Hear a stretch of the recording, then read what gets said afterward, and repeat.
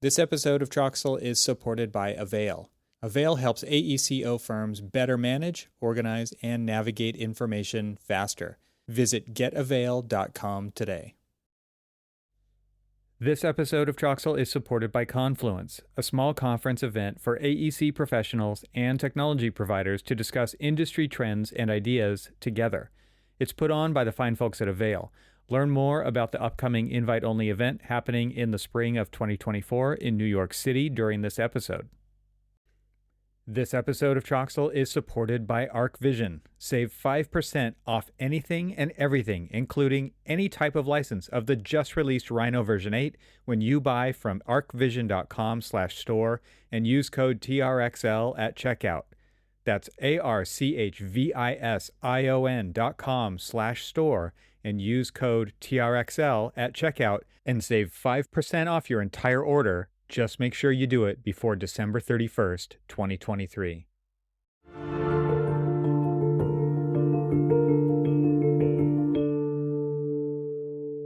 Hi, everyone. Welcome to the Troxel Podcast. I'm Evan Troxel. Some housekeeping before we get into this episode. I recently had the privilege of attending Autodesk University in Las Vegas, Nevada, and it's always great to meet members of the AEC community in person, especially Troxel Podcast guests. And speaking of them, there were a couple dozen at AU this year, and I even got to meet up with one of the guests from today's episode, Scott Thompson. I've recently put up a couple of posts on the website talking about my experience there this year, and one of those posts includes a bunch of selfies that I took with past guests of the show. I've also recorded an episode of my ArcaSpeak podcast where I talked more in depth about my experience. So if you want to know more about what I find valuable about attending AU or are interested to hear what I think about the conference in general, please go check all of those things out. I'll put links to all of them in the show notes for this episode. And that's a great reminder for me to tell you about the show notes. I actually put a lot into them, and they include things like the links mentioned during the episode. You can find them for every episode at trxl.co, and I would love it if you'd go there and click on one of the subscribe buttons to get them emailed to you each time a new episode comes out. As a bonus, you'll also get my AEC Tech newsletter that comes out a few times a month and really fills in the gaps about all of the things that are piquing my interest as I track the coevolution of AEC and technology. Okay, in this episode, I welcome Mehdi Nourbakhsh, Ph.D., and Scott Thompson. Mehdi is an author, speaker, and CEO of YegaTech, a technology consulting company in the AEC industry. With a decade of experience in research and development of innovative AI solutions in the AEC and manufacturing industry at YegaTech, Autodesk, and Georgia Tech, Mehdi brings a unique perspective to this space. He has developed several AI solutions that are used by tens of thousands of AEC and manufacturing professionals every day. He's filed 7 U.S. patents on the use of artificial intelligence in AEC and manufacturing industries, and served as a member of the Technical Advisory Committee of the Center of Integrated Facility Engineering at Stanford University. In his new book, written for AEC innovators and professionals called Augment It: How Architecture, Engineering, and Construction Leaders Leverage Data and Artificial Intelligence to Build a Sustainable Future, Mehdi explains how AEC leaders can invent, innovate, and augment their capabilities using AI. We're also joined today by Scott Thompson. Scott has over 40 years of experience in the technology space in a variety of sectors, but once falling into the AEC space over 25 years ago, has dedicated his passion for automation and continuous improvement to those that help to develop our built environment. He is the Vice President of Technology for the SSOE Group, an internationally ranked architecture and engineering firm with over 1,000 employees. I have them both on today to talk about AI because there are many people in AEC firms talking about AI, but today's conversation is about how Scott and Mehdi are working together to actually implement it. Scott's firm, SSOE, has tapped Mehdi and YegaTech to bring their incredible expertise to the table to build a strategy around using tools like AI, among others, to create a differentiated competitive advantage. And perhaps most importantly, we discuss the focus on people in the implementation of AI in the AEC industry. We highlight the need to address people-related challenges and create a culture of innovation. Be sure to listen for Mehdi's free offer to Troxel Podcast listeners in the episode. There's a link in the show notes as well. So, are you ready? Let's go.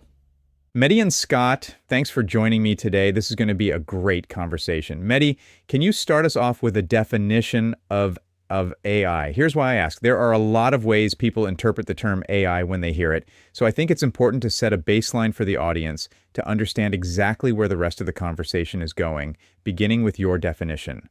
Yes, of course. Thanks for having us. AI is a branch of science in which scientists design computer systems that mimic human intelligence. To help you visualize it, you can think of AI as a tree with several roots and branches. The roots of this AI tree are philosophy, logic, and mathematics, computation, cognitive science, biology, neuroscience, and evolution. The branches of this tree are subfields of AI such as computer vision, machine learning, speech recognition and synthesis, search and optimization, knowledge representation and reasoning, and robotics. Oh, one more thing before we begin. Mehdi and I collaborated ahead of time on this episode to create what you just heard. And you might be surprised to learn that those were AI-generated voices for both of us. We both wrote our parts. Then I trained the AI with recordings of this conversation that you're about to hear today, with Mehdi's permission, of course, and then let it generate the output. And after tweaking some settings and picking what we thought were the best versions, we settled on the ones you just heard. We actually tried it with a couple of different voice generators, and this was by far the best one. All tools are not created equal. So take a moment and rewind. Go back for a second listen. I think you'll agree how interesting it is to hear that it added some ums and breaths between phrases all on its own. It's incredible. No, I'm not worried about deepfakes at all. Maybe I am. Anyway, this was a possibly terrifying experiment, and so with that, I hope you enjoy this conversation as much as I did. So without further ado, I bring you Mehdi Nourbakhsh and Scott Thompson.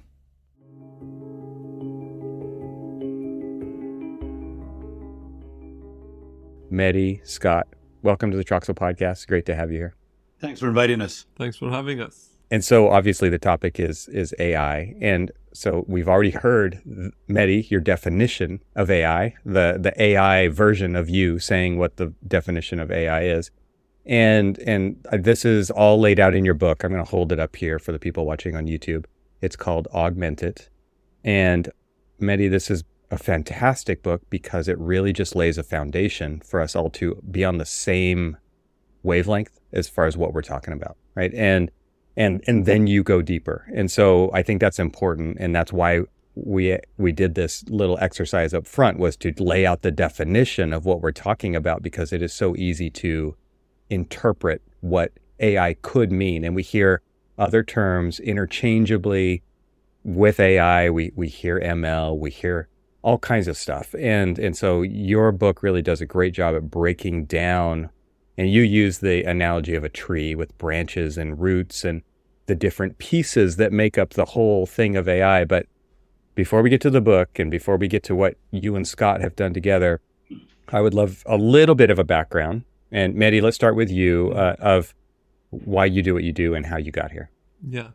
So I'm a structure. I used to be a structural engineer and moved to construction. Started building what I used to design, and later did my Ph.D. in architecture and design computing. And this is where I got introduced to the beautiful world of AI, and found myself, working at Autodesk. I was part of a team that helped Autodesk to introduce AI to Autodesk. And I worked during my work at Autodesk. I worked with a lot of different architecture, engineering, construction companies, and I started seeing a pattern. Why some of the AI projects are successful, why some of them are not, and this is where I started putting them together in a framework. And this was the genesis of my book, Augment It.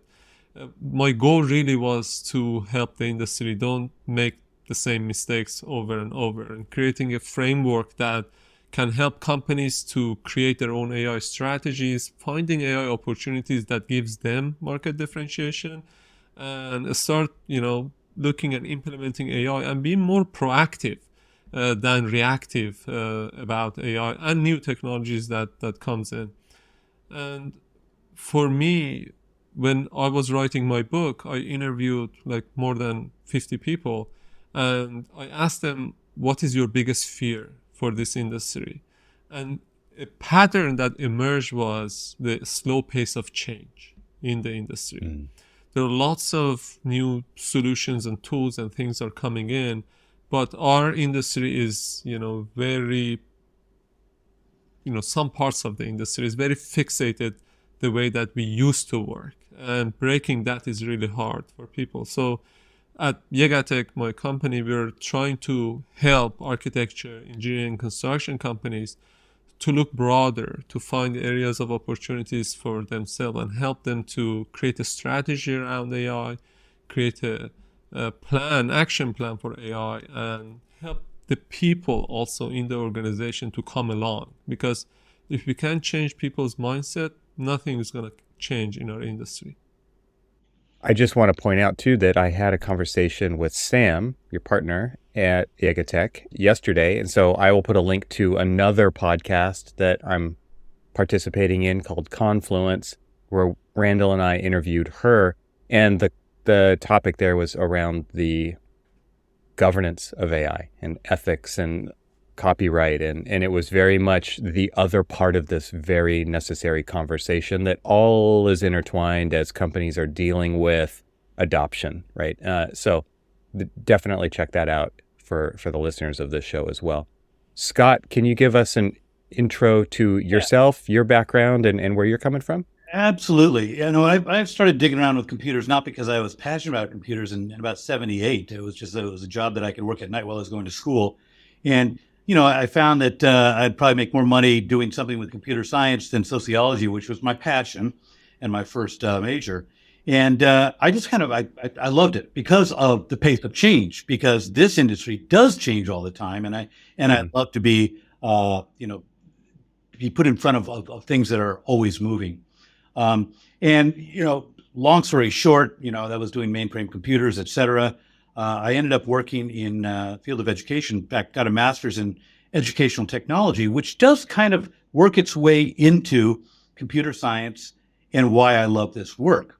Because when you look at education or education technology, it's all about identifying a performance problem or a learning problem. There's something that needs to be done. And it's not always going to be done through education. It could be a process, it could be environment, and you break things down. And so it's like that really resonated with me, which got into algorithms and doing coding, et cetera. Well, I ended up with an engineering firm many years ago, moved up to Portland, Oregon, and love it up here, and have stayed in the engineering field, mostly industrial engineering, working with engineers and architects in really helping them automate and become more efficient in utilizing tools for the built environment. And as Mehdi said, it's a challenge. It's a mindset challenge more than anything else.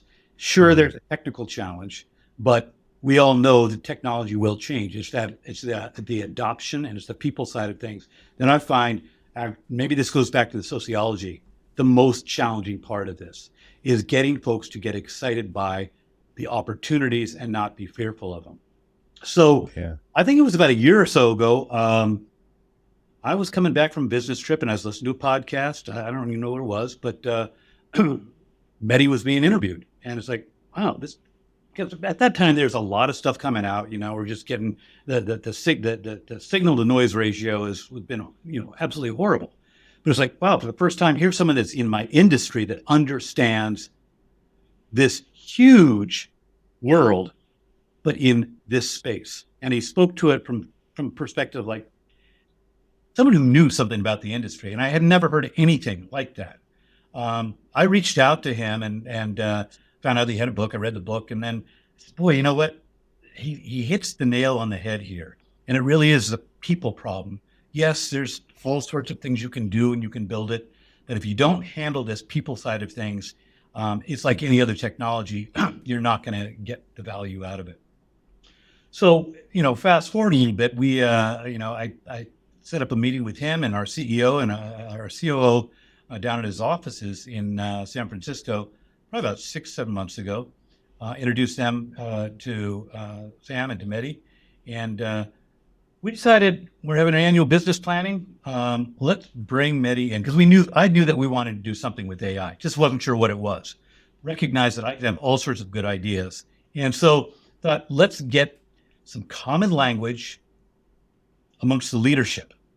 Mm-hmm. Get folks to understand what it is we're talking about before we start talking about it.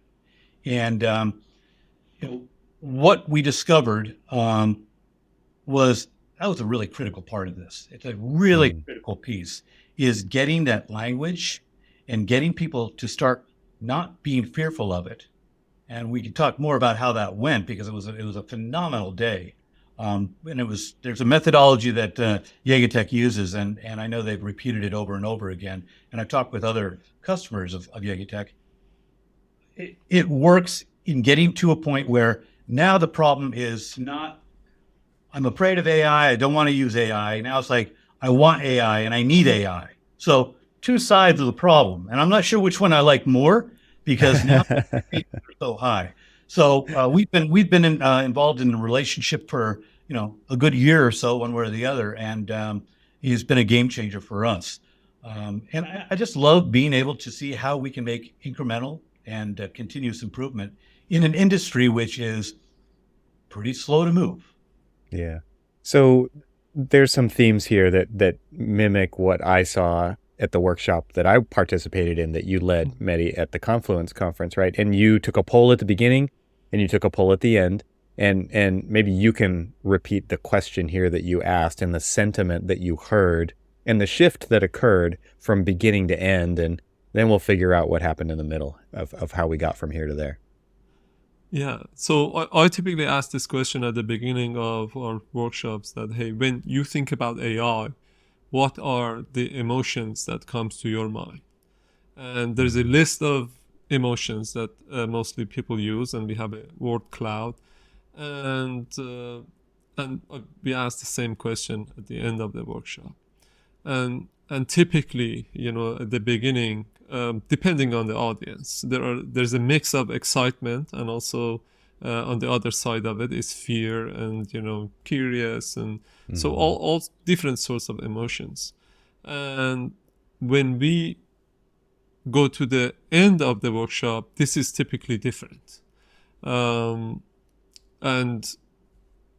really the idea and the message here is that there are two things. One is by learning about something and by acting on that, we can change our emotion. And so the learning is a critical part. And the second piece of it is that a lot of people in the organization are fearful about AI. And now that we create that base level for the executives, how we can help other people in the company to do that. And lastly, it's about being able to move people from a fearful state into excitement state so that we can have a better conversation about what we can do and what are the new opportunities that we can build for the company. This episode is made possible with support from AVAIL. In a world where precision meets creativity, where every line drawn holds the power to innovate, people like you are shaping the future. But let's face it, in the realm of design, the unknown is your least favorite companion. You've been stranded on the island of inefficient software, lost in the fog of endless searching for the right content. It's time to embark on a new journey, a journey to clarity, efficiency, and design excellence. It's time to get off that island and away from the unknown. Introducing AVAIL, the beacon in your design odyssey.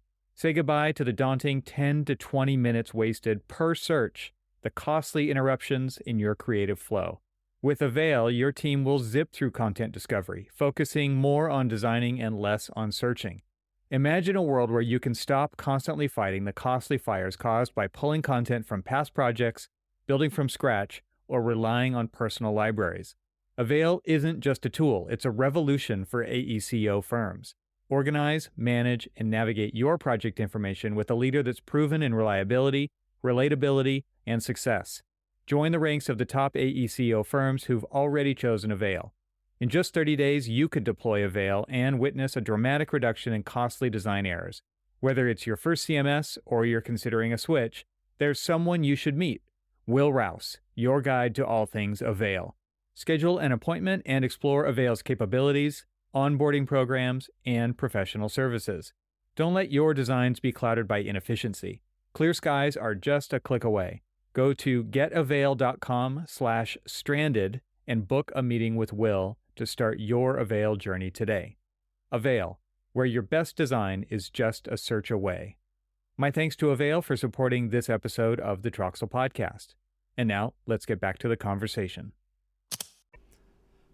Yeah, I feel like this is a great strategy, and AI just happens to be the technology we were talking about, but you could insert any technology into there, and this is a great strategy to get the gears turning, right? Because if everybody's coming at this from a different angle, which is traditionally what's happening, right? Everybody has their own news feed online it's algorithmically fed just to you. You're the only one who sees that timeline. Well, that's how we start to derive this worldview that we have of whatever the subject matter is, right? AI is no different, and other technologies are no different, whether it's BIM or optioneering or generative design or any of the topics that we cover on this podcast. It's a great way to build a foundation, like we were talking about earlier, of getting everybody on the same page so that you can then have a real discussion about it. And you don't continually have people pulling in different directions, which is what we see time and time again in all sizes of firms, right? You've got people who like live and breathe this stuff, and then you have other people who won't touch it with a 10-foot pole, and everything in between, right? So I feel like it was really successful in that through the learning process about the branches and the tree and the roots and the different pieces of it, and really starting to educate people around what these subjects are that make up the field of AI. It gave everybody way more comfort that their wildest dreams or the biggest problems aren't going to occur. It's going to be somewhere in the middle. And so, Scott, I assume that you already alluded to the fact that this happened with your leadership, right? Yeah, and you make a really good point, Evan. You could not only any technology. I think about some of the challenges right now that I'm having and trying to understand what's going on in the Middle East, and I'm doing a deep dive. It's education, right? If you can get enough information and move away from that narrow casting, which it's interesting as it comes back to the whole idea of large language models and what's going to happen there if they continue to feed themselves with their own.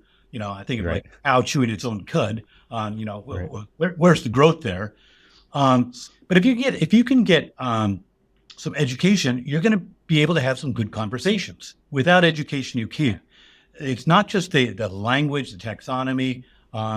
It's being able to have enough knowledge where you can now engage in conversations.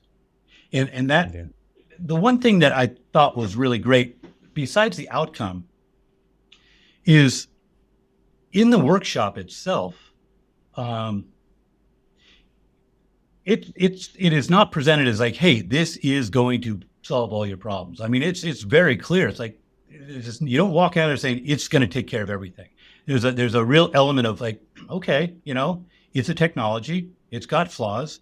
So we were able to talk about that as well. So it wasn't a sell job on AI. It was, okay, this is what AI is. Here's the opportunities. Here's the risks. Here's the challenges. Here's some areas where it might be good. Here's some areas where it would be horrible. So there was enough information where it could then be applied in our environment about risk and, talk a little bit about SAM and governance. And, this is a big deal. Our company, I'm one of the few folks that was at a conference not that long ago, and I was EFCG, and, everyone was running their chat GPT. And I asked, like, well, how many of you have any kind of policies around this? And none of them did. It's like, man, there's a lot of risk there. So it's just having enough knowledge to be able to move forward with a strategy and knowing it's not going to be perfect, but you've got a path that you can start moving down. it does come across, Mehdi, that you're really excited about AI and the potential of AI. And so maybe let's just go there first, because I feel like there's a lot of people in this industry who are like this, let's stand on the sidelines and watch, right? Let's see how this plays out before we even think about wading in or adopting this kind of stuff. So maybe just give some ideas up front, because you have such a big view of the potential of what AI can do in AEC, domain specific. Can you just give us some, high level overview of what you think is possible with AI? Absolutely. So I'm really excited about innovation. So that's my big word. And AI happened to be a tool, or automation, could be a tool that can serve that. And when you look at the kind of the trends in the market in the past 5-10 years, we moved from the era of small shallow AI models into the era of deep models, and that was the invention of deep learning back in 2010-12. And then from 2020 to now, it's the era of foundational models. And these are the models that could be used as a foundation to develop a lot of different tools on top of. In fact, OpenAI opened its own app store now. So this could be used as a foundation that can help us do a lot of things. So if you look at the capabilities of AI models, their capabilities have significantly improved over time. And at the same time, the cost of experimentation and working with these AI systems has significantly reduced. So we kind of see a curve that is going up in terms of capability, and also another curve that is the cost of implementation that is coming down. And this brings a new opportunity for our industry. And now, so this is more on the solution space. On the problem space, we have a lot of problems that is still unsolved in our industry. When we work with companies, we don't tell them, hey, focus on like common industry problems. We work with them to find the areas and opportunities that is unique to them. This is opportunity coming from your annual business planning that if we could solve, can help you with X, Y, and Z. So this is a unique opportunity to you. So we create a portfolio of those opportunities, and then we look into, okay, if we want to solve this opportunity, what is really the core problem here? What is the maybe root cause of this problem? And how automation or AI could be helpful here to address this, challenge that you have, or build this unique solution that you have. So combining like where we are in the technology space, which technology is cheaper and a lot more capable, with some of the unique problems and challenges that these companies have, this could give them a good starting point to invest in and to bring those capabilities in their companies. And the goal is not to do it once and you're done. You got to harvest these opportunities with your people over time. Every quarter, every 6 months, you do this again and again. And eventually you're going to improve your companies, bring your people along, and help this industry to move forward. It's interesting to think about the order that you presented that in, which is you identify the opportunities first and then you figure out the tool. It's not like you're saying, we're going to use AI no matter what. What are the opportunities, right? You're actually going the other way around. And I think that's really important, because AI is a tool, and it could be one tool in a stack of tools to accomplish those goals. And I also like how you're differentiating it to specificity for the business rather than, because this is a disruptive technology. It has democratized access to the tool. Everybody has access to ChatGPT. Everybody has access to a number of tools mid-journey. They could be image generation. They could be text generation. They could be built into Office 365, as we've seen. Everybody's got that, right? And it's like the iPhone. The richest person in the world has the same iPhone that you do, right? And so that's not a differentiator anymore, just having the device or having access to this technology. It's how you use it, right? And so if you can really be specific about the opportunities that you need to solve for in your business, AI may be one of the most incredible tools that we've ever seen to help solve that problem. Is that what happened between you two, Scott and Mehdi? Is that how it went? And I'm curious because we have a real world case study right here. That Mehdi question I'll ask at the end of this. So, I mentioned earlier about the annual business plan where we had our leaders, and we, all of our business units present their plans for the next year. Well, prior to that, started working with Mehdi, shared with him our strategic plan, 5-year plan for the company. He looked at that, and then as these business plans were being developed for the next year, gave him access to that, and then simultaneous, we did a survey of all the people everyone in our company. We're about 1,200 then. We've grown a little bit since then, and we consciously did not ask. We didn't use the word AI. We just said, hey, what are some areas, and there was a series of questions, but what are some areas where you think technology and automation would make a significant difference in your daily experience? Mm-hmm. But we did it in such a way where we asked enough specific questions that we ended up with just a massive amount of problems, okay? Didn't mention anything about the AI. Presented that to Mehdi. So now he's got the enterprise strategy. He's got a list of basically voice of the customer, the people that are out there, whether they're designers, drafters, engineers, managers, whatever, right? Things that just like, man, you know what? I shouldn't be doing this. This is just as mundane work, and it really would make a difference. So with that, at this business workshop, we put together, I think, 4 or 5 different scenarios based on that. And we had randomly people sitting at tables, and they each had one of these scenarios. And after all of this baseline understanding of what is this, then we had basically an exercise where each table had to come up with a poster of, here's the problem.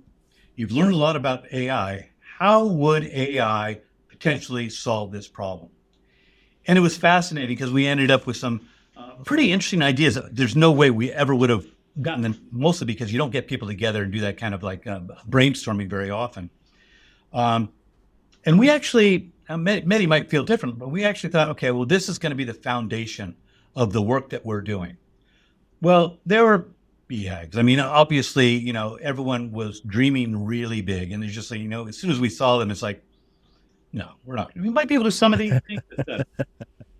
But coincidentally, after this workshop was over, I mean, I was inundated, as were others, with, well, wait, I want to talk about this. We didn't get a chance to talk about this problem and this problem.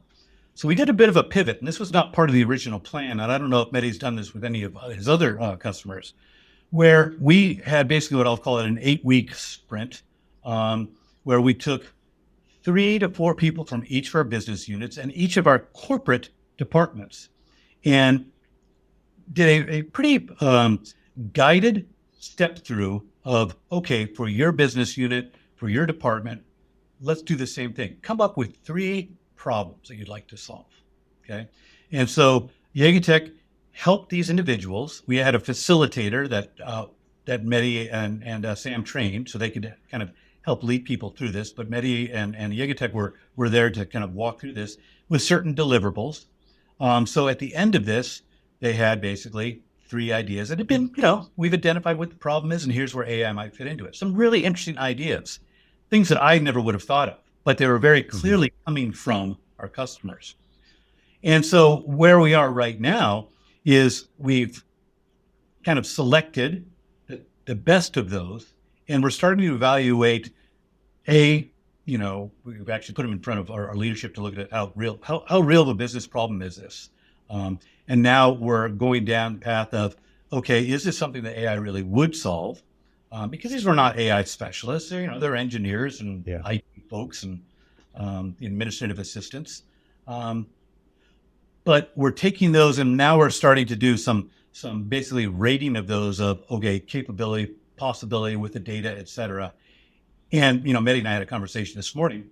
Okay, a lot of these things, they're definitely problems. There's no question about it. Do you need AI for it? Maybe for that last 15%, if it's worth it. Right. But what we've gained is enough knowledge about the problems and how AI could potentially do it.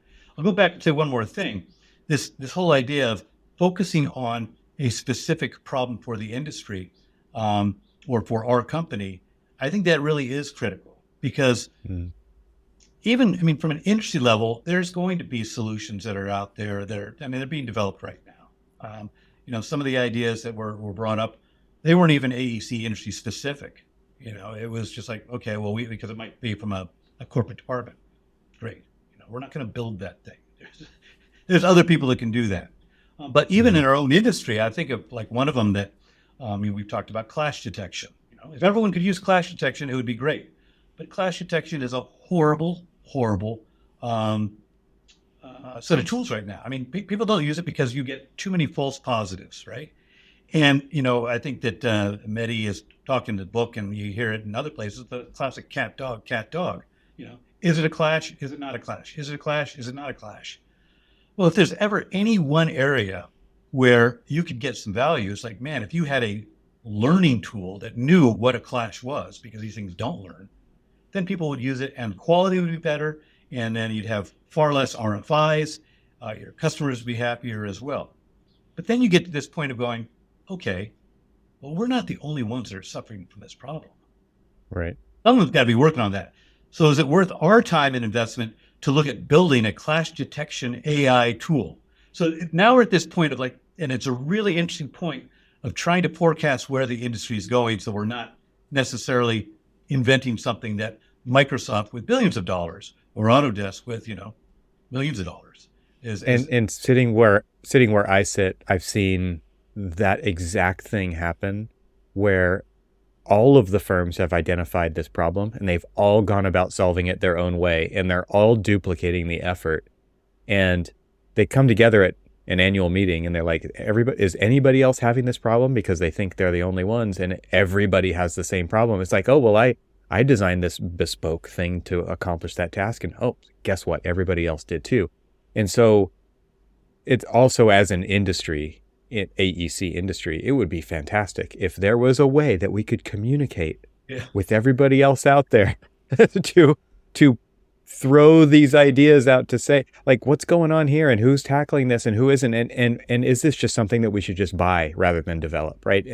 And that level of communication is lacking as well. And if I can, that is a real challenge, because there's, again, you talk about that signal to noise ratio. There's no way you can keep up with everything. There's just no way. And another example that's like, hey, we're not going to do this, and now we're evaluating a commercial product is, boy, if you could have a large language model for codes, right? So you can start to keep track of all that. Oh yeah. So it's like, okay, wouldn't it be great? Well, we're not going to build it. Someone's going to build it, and we're going to, subscribe to it. So we're about ready to start an evaluation of Uptime's Copilot because it's out there. So, but it's hard to forecast what's going to be out there, and you don't want to be too tentative. And if you can get enough gain in a short period of time before product, is out there, then maybe it's worth it to do it yourself. Mehdi, you have anything to add to what Scott was saying there? It's just want to echo what Scott said. It's really, when it comes to the end, like when you have a portfolio of opportunities, that's like a decision time. What are the things that you need to invest in so that it can accelerate your business strategy? Or what are the things that you got to kind of hold off? Vince DiPafi, the CEO of SSOE, has a quote that I really, really like, which is like, AI is not your strategy. AI is the accelerator of your business strategy. And, thinking about how some of these opportunities might give you that, differentiation in the market is the key. So when it comes to it, you've got to think about where the industry is going, where all the tech trends are moving to, and what are the things that is unique to you and can help you differentiate yourself in the market.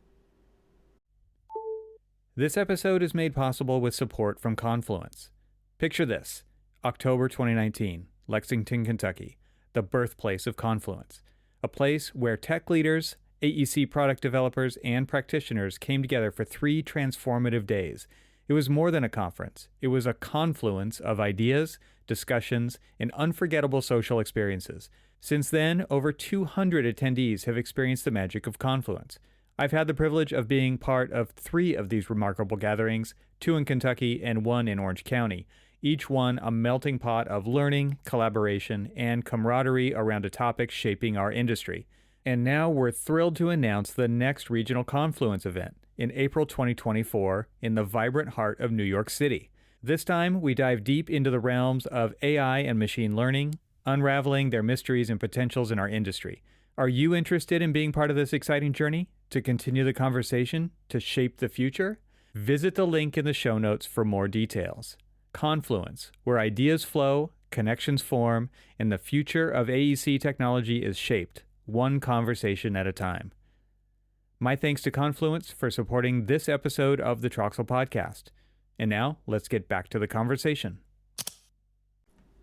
How important is it to start small with this? So I can only imagine, Scott, like the number of projects that came out, the opportunities, and the variation of scale of those projects, right? There's like the moonshot projects, but there's also like the really small automation stuff or the AI-based stuff, or any other tool, I guess. But Mehdi, when it comes to small wins to build momentum and also to start plugging in issues with governance and risk and all of those things along the way, I mean, I guess I'm kind of painting a picture here. I want you to actually paint the picture of how important is it to start small, or is it like all in? Like, could you give us an idea of the types of recommendations that you make firms who, because we have to recognize that adoption is hard. We have to build traction over time so that we can get to scale. And I think this will lead us into an interesting area of conversation. Yeah, absolutely. In the book, I talk about the ponder phase of the augmented framework is all about how to find these, how to form your AI task force, how to find these opportunities based on your business strategy. And, towards the end of it, it talks about how you can prioritize some of these opportunities based on their business viability or business importance and technical difficulty. Typically when you look at the opportunities through that lens, if you plot them in a graph, this graph will have 4 quadrants. And 2 of the quadrants that are really interesting are the one that has the highest business importance and the lowest technical difficulty, and we call them quick wins. So they're super important for the business, but they're easier to do. So we typically look into these areas for the first AI project that you want to tackle.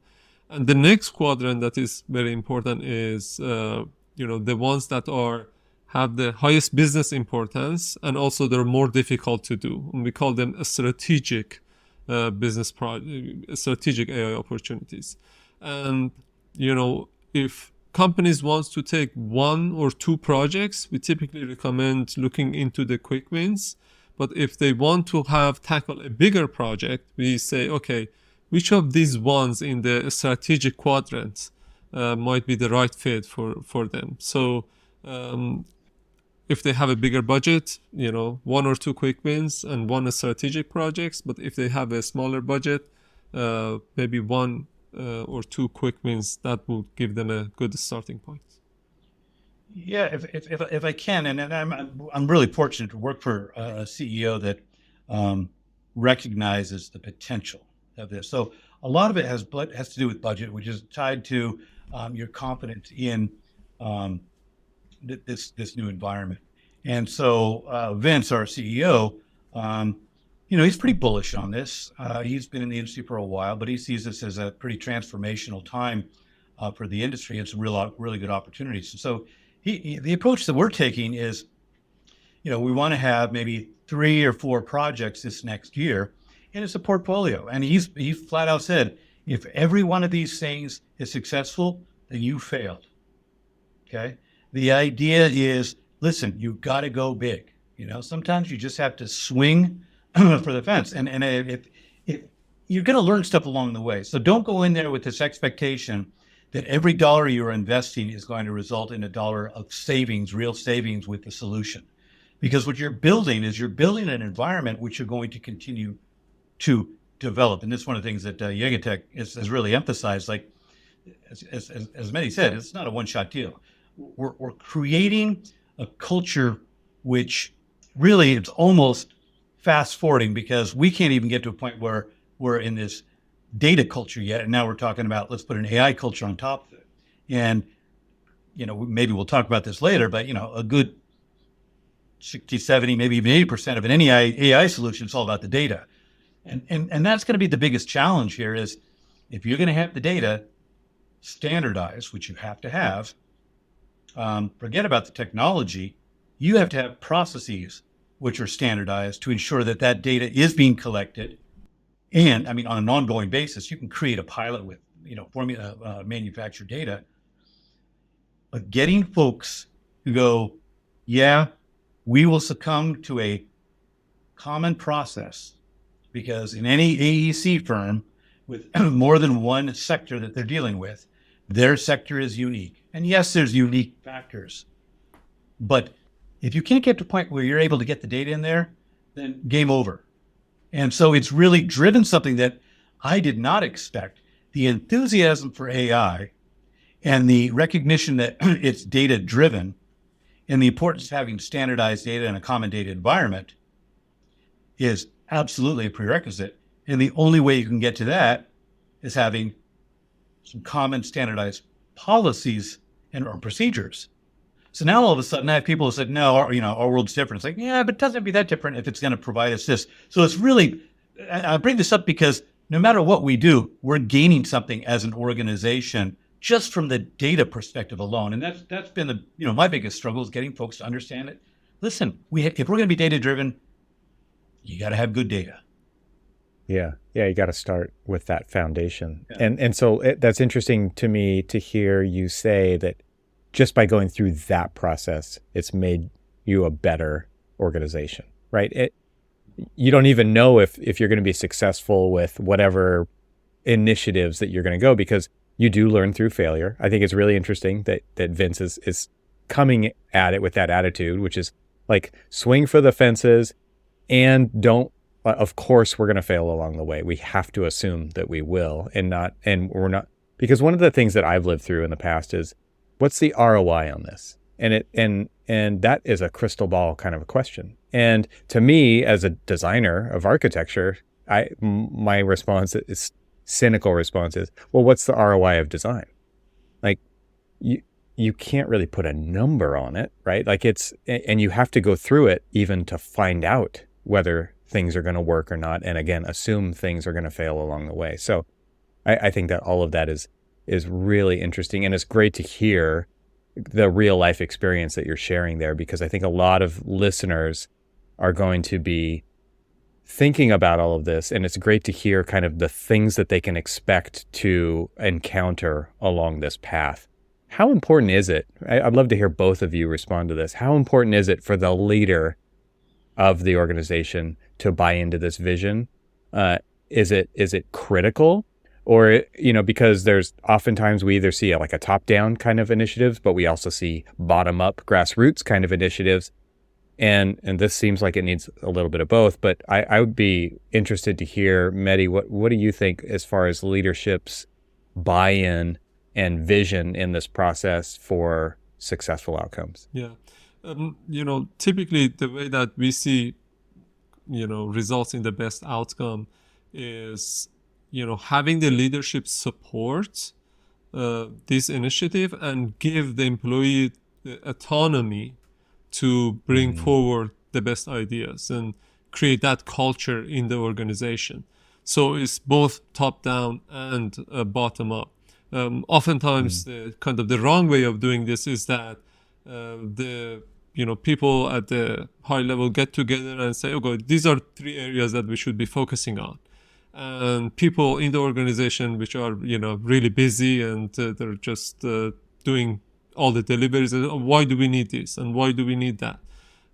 So giving them some time some slack to focus on these critical initiatives and bring their ideas forward. That later, some of the companies we work with, people are discussing their AI. So why shouldn't we collect this data? I think this is best for our company if we collect that data. So they're the ones that are aware of the importance of data and discussing that and bringing those ideas forward to the technology team. The wrong way of doing it is that the technology team says, I know everything, and these are the things that you need to do it. The ownership really should be coming from the operation teams and from the people in those, segments, and then really the technology team to orchestrate that across the organization. One of the things I would say is, and I would agree with you 100%. And it's not necessarily they have to that the leadership has to embrace AI. It's certainly that's important. Yeah. But there's got to be within the leadership, they have to embrace change, right? And there's a lot of AEC firms where that's not the case. Well, Right. if you don't have that change mindset, well then, forget it. But that impacts everything. So the change is important. The AI, yes, having enough knowledge, because there is some other concerns about that with jobs, et cetera. So being able to communicate this, it was interesting when this actually came up for the first time. It was at a shareholder meeting a year ago, I guess it was. Vince, I got advance notice of what he was going to say during his shareholder speech, and he said, "Oh, it's all about AI." And it was like, advance notice means about 10 minutes before it. And I went to the board and go, okay, this is going to, basically what he did is he lit a match in a room, and I don't think he knew what was going to happen. But, he basically said, listen, it's not going to be other AEC firms that put us out of business. It's going to be technology firms. If we don't get involved, someone else will take it. And we're seeing that. There's a lot of technology firms that are now getting into business because it's a lot easier than trying to sell this technology to the businesses. So this idea of having a change mindset, someone who's looking forward, someone who's willing to take some risks. Clearly, yes, we want to swing for the wall. We also want to have some small wins. So it's a portfolio side of things. But what Mehdi said there is absolutely critical. The folks that are going to be impacted most by this are the folks that oftentimes are not spoken to. And if you don't get that buy-in or a level of excitement or a sense of ownership of, yeah, they're addressing my problem, then it's not going to work. My number one goal, I remember Vince asking me, what's the ideal outcome from this business planning workshop with AI? I said, I'll be honest. The best outcome for me is that you've got the leadership of the organization sitting at tables, working through a business problem collaboratively. I don't care what comes out of that. Yeah. That process, which is we can get people to start stepping away from, I've got this deliverable, and start thinking about, we've got a problem, and work across the aisle with other engineers or even administrative folks and get their ideas. To me, that has been the biggest win. I'm really looking forward to some of the solutions, but if we can maintain and build upon that cultural shift which has taken place, then that's going to make us a better company, AI or not AI, because a lot of this stuff. That's transformative. Yeah. Yeah, it is transformative because it is one of those things where you've enabled the leadership or whoever's at that meeting to work on the business rather than just working on your client's problems, right? And I think that's a hard thing. We talk about that a lot on this podcast, which is like I went from working in the profession to working on the profession. I really see my role through communication, through capturing conversations and getting them out there to everybody as helping, stepping back and saying, look, this is industry-wide kind of stuff that we should be addressing. We should be having these conversations in the open. And that's exactly what I'm hearing you say is because everybody's working on projects, right? Even if you're in HR, you're working on your projects, which are, it could be bonuses, it could be onboarding, whatever it is. And then you've got design teams that are working on projects. And as soon as that project's done, you got the next project and there's all these deadlines. And rarely do we have space or time to step back and work on the business, the design of the business, right? So that's what I took away from that. And that's incredible, right? Because this does lead to, like, it is a mindset shift, right? That you referenced earlier in the conversation. And I would be interested to hear a follow-up, like you've been going through this for the last year, but like, I think later on it would be cool to hear, like, is that still working for you guys? Did it stick, right? Because the stickiness of that is also something to measure over time and see if it actually did change the culture of the company. Yeah.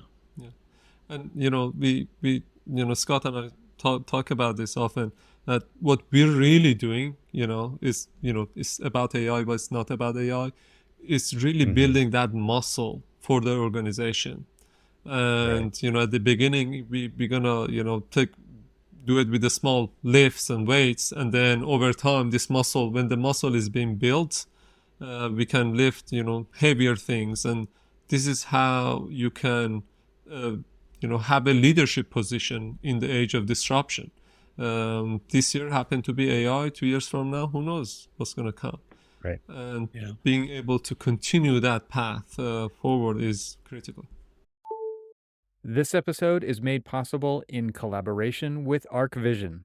Are you planning on getting software before the year ends? Maybe you need to use your budget in 2023 or want to upgrade to something new, like the just released Rhino version 8. Rhino 8 introduces amazing new tools for architectural design. One standout feature is the push-pull tools, which are incredibly powerful and even work on curved surfaces. The new inset command and auto seaplane tools enhance the architectural modeling experience.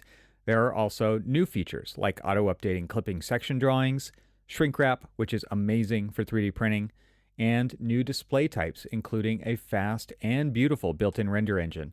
Rhino also now supports new Grasshopper data types, and bonus, upgrades from any older version of Rhino are currently 33% off for a limited time. By purchasing anything at arcvision.com/store and using the code TRXL at checkout, you can not only support Troxel, but you'll also get 5% off your order. ArcVision is an authorized reseller of Rhino, SketchUp, Enscape, V-Ray, and more. So whether you're a student, an individual practitioner, or part of a firm with multiple licenses, if you're looking to buy architectural software before the end of 2023, visit arcvision.com/store and use code TRXL at checkout and save 5% off your order. The link will also be in the show notes. My thanks to ArcVision for collaborating with the Troxel podcast. And now let's get back to the conversation. That idea of building the muscle is key, because this has got to be one of those things where, Scott, like you had a little bit of a vision of the best possible outcome of this, but what is the ROI on hiring YegaTech to come in to do this workshop? Right. Like, you could have never have foreseen the transformative change in your business and the way people get together and the way that you are starting to tackle problems versus the way that you used to. And I don't know how different it is, but it sounds different, right? Like, that is a business, that's an advantage that you have now that you didn't have. Pam had actually put something on it was one of her LinkedIn posts, and it stuck with me. Both she and I use analogies maybe to a fault, but she had this very interesting analogy about when the movie industry went from silent to the talkies, and how it just disrupted everything, and that you're going down this path, and you have to recognize you don't know what's going to happen, and you have to get a certain level of comfort of, well, it's classic, be agile, right? Now, when you start dealing with an engineering firm and you're asking them to be agile, we do lean. We're trying to be as lean as possible using lean technologies, et cetera, and the lean methodologies. But now when you're starting to talk about, hey, you're successful only if you have some failure, right? You try to tell an engineer, yeah, totally, basically are doing this iterative stuff, and it's not going to be perfect. It is a cultural clash. Yeah, it is uncomfortable, to say the least. But because some of them pick up on it and some of them don't, and some of them never will, and that's okay. But it's those things that I did not expect to encounter. Of like, okay, I'm been doing IT. I know that you do these iterative things. You don't do the waterfall approach anymore. But trying to bring that to your internal customers and go, now we're engaging you in the process. And they have to get comfortable with stuff that's been the sausage making in the back. They've always been given, this nice sausage that's like, hey, it tastes great. They have no idea all the misery that you have to go through and the failures. And again, engineers do not want to fail. And so that's something I didn't expect at all. Just even some of the verbiage we use in terms of, using the word failure. It's interesting to me because you mentioned it early on in the conversation, Scott. It was like you have to focus on the people in this problem. You don't focus on the technology. You don't even necessarily have to focus on what the opportunities are and the risks are. It's like the goal is to get back and get to the people. And Mehdi, this is something that came up during the workshop that I participated in as well, right? And this is really like the big takeaway was you have to focus on the people.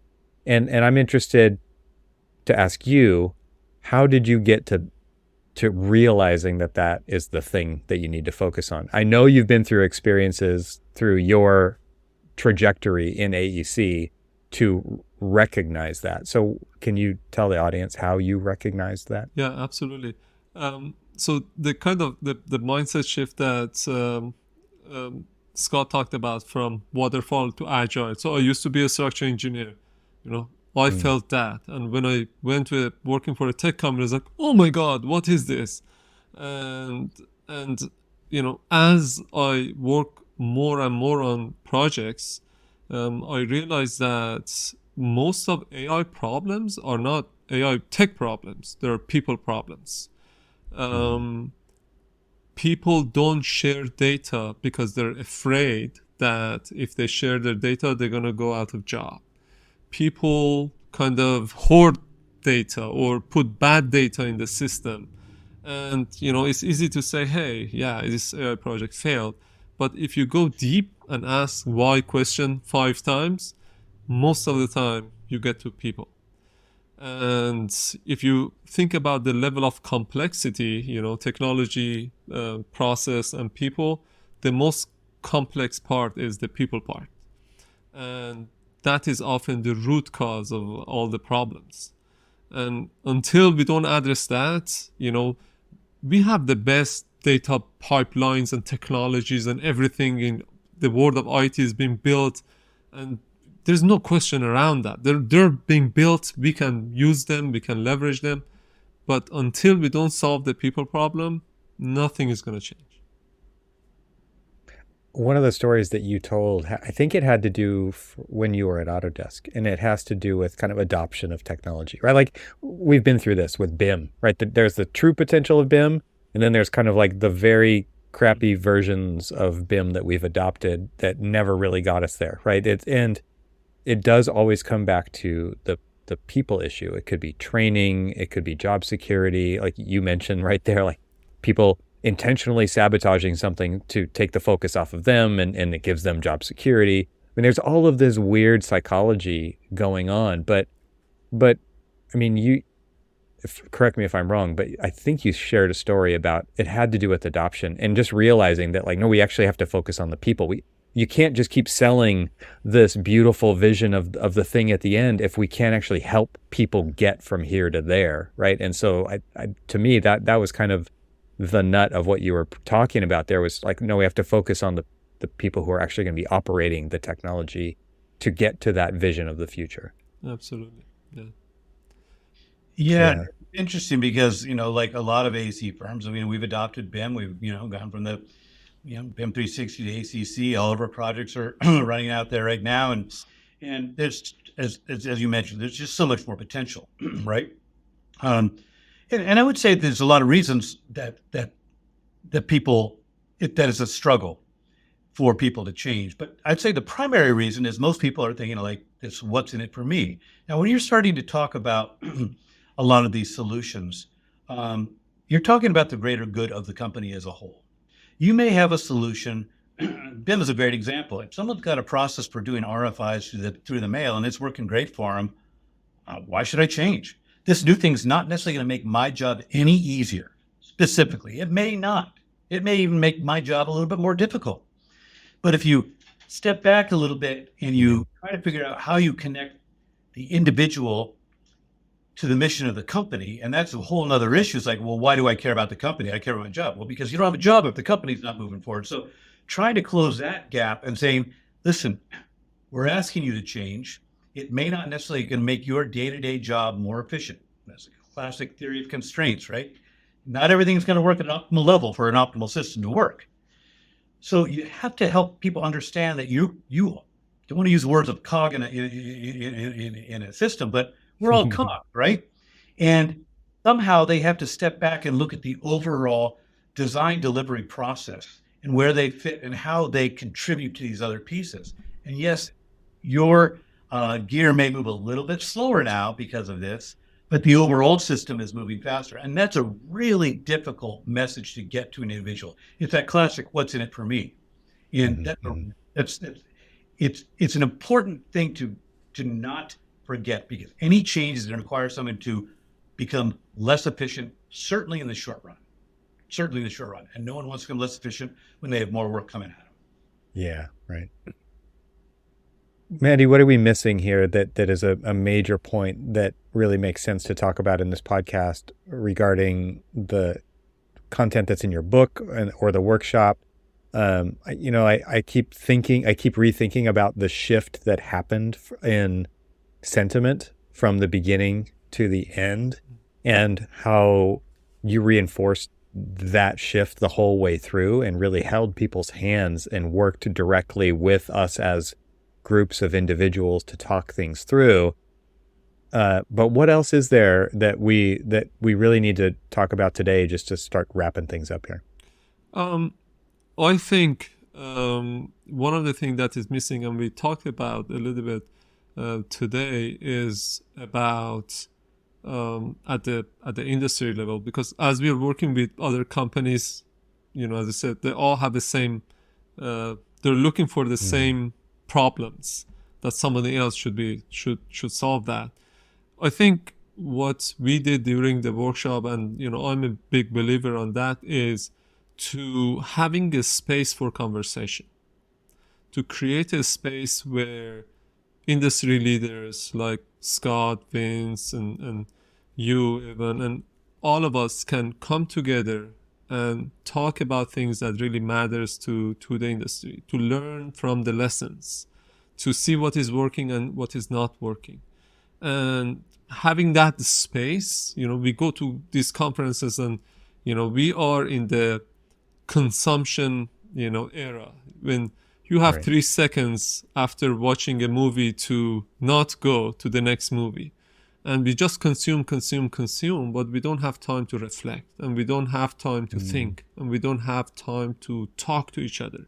You go to a conference, you get bombarded by, all the information. And for that, we are creating a small community of people in the industry, AI practitioners, to come together and talk about things and, have a discussion about what is working and what is not working. And I think this is critical for our industry. And, I think, later this year and early next year, we're going to be launching this community and gathering people together to really talk about things that matters to the industry and really helping each other to move this industry forward. That's fantastic. I hope that you will ping me when you're ready to do that, and I will help you get the word out about that community, about getting people involved in it, because I'm sure people who are listening today will want to be a part of that if they are interested.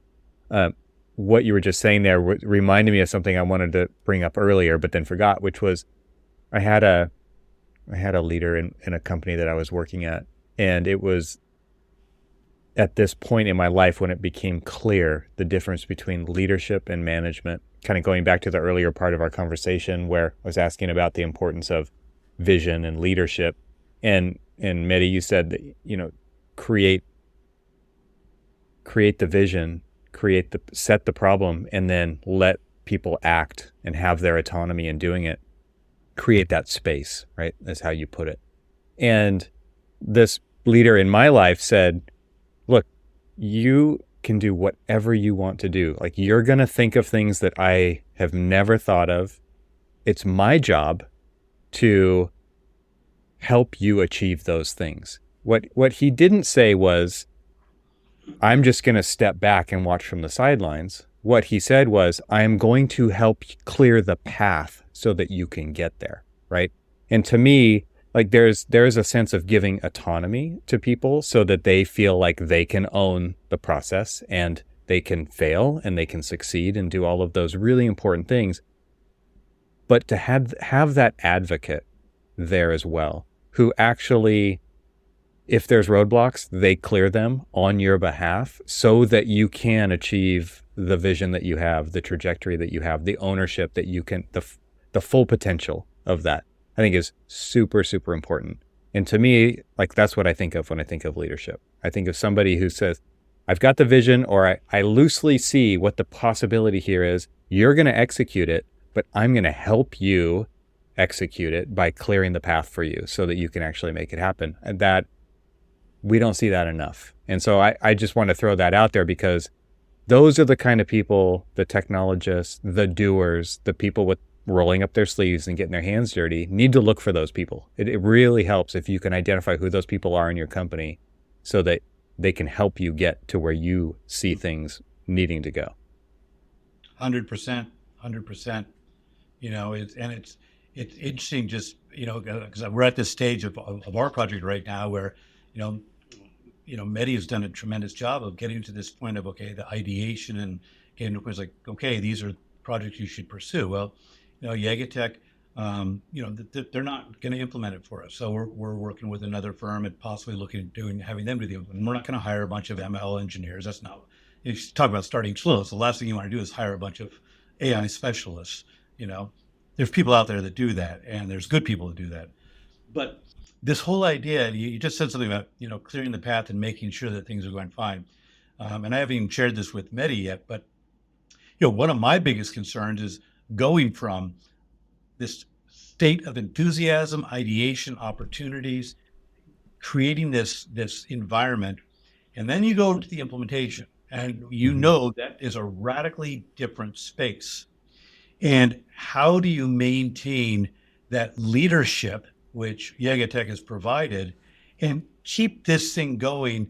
You know, let the implementers implement, but put it all in the context of, listen, this all, you know, someone who's going to have that context of the whole journey. And, you know, I'm hoping that Mehdi and I can spend some time next week in Vegas at AU, and maybe talk a little bit about what does that look like for YegaTech. And you've probably been through it, Mehdi, but I do think about this can't be a handoff and then see you later, right? As you said, it's got a stain, and you know, I want to make sure that we keep that going so we can continue to build upon this culture. Yeah, absolutely. No yawning, Mehdi. Can't yawn. No, I was coughing. Sorry. I guess it's a allergic reaction to dust. Yeah, so, you know, the journey continues. You know, when you start this, there is no stopping point. And I always think about this journey as like the way that Warren Buffett think about the investment. You know, in the first couple of years, you know, your investment is going to look like flat. But as you do this more and more, you get your exponential return on investment. And that is creating true culture of innovation for the company and creating that true environment where you don't need to hire any other, you know, employees, and people beg to work for your company. And this doesn't come like quickly, and you got to keep working and keep building that environment and that culture, because these are the companies that the young generations wants to work on, not the other companies that we've been doing this for 50 years. So we're going to continue doing that. So the journey continues. Absolutely. Yeah, absolutely. If I can, and you can edit this out if you'd like, but I would say something to you, because one of the things that Mehdi is looking at doing is building this community. Okay, and our industry is as paranoid as any industry anywhere, right? I mean, there is so much paranoia about working with each other, and we have an opportunity here with AI because everyone's in the same boat. Everyone's trying to figure this out. And I've had some great conversations with other leadership from other AEC firms. And I said, listen, let's not be protective. Let's share what the opportunities are, what the challenges are. Let's learn from each other. And so much so that I actually had a meeting yesterday. I set up a meeting with another firm to bring my security folks and their security folks together. Okay. Again, here's something that's facing the industry, and we're all working in our silos thinking that we've got it figured out. And if we can cross that, it's all about, which is one of the things that, you're doing with this, is you're building this community. And if we can build that community and not be so fearful of competition, how this is going to impact us winning a project. And there's ways to do that. There's some real important things that have to be addressed in this industry that are not going to be addressed by a single company. It's just not going to be solved. And I would encourage, all the listeners to start reaching out to other firms and say, hey, what are you doing over here?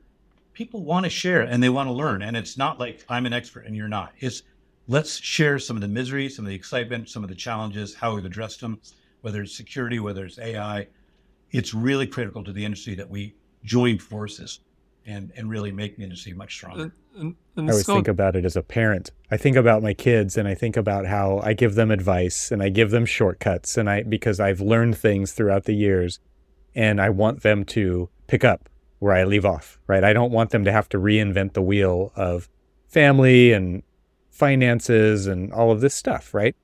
I wish we'd treat business more like that, which is like, I'm going to be as helpful as I possibly can and not protect my own stuff so that I have this security, but I'm actively looking to make sure the next generation is successful. I wish we could see a lot more of that. Enough work out there for everyone. And just want to add to what Scott said. One word that came out for me was competition. And so I want to double down on that. What is really this competition? Who are we competing against?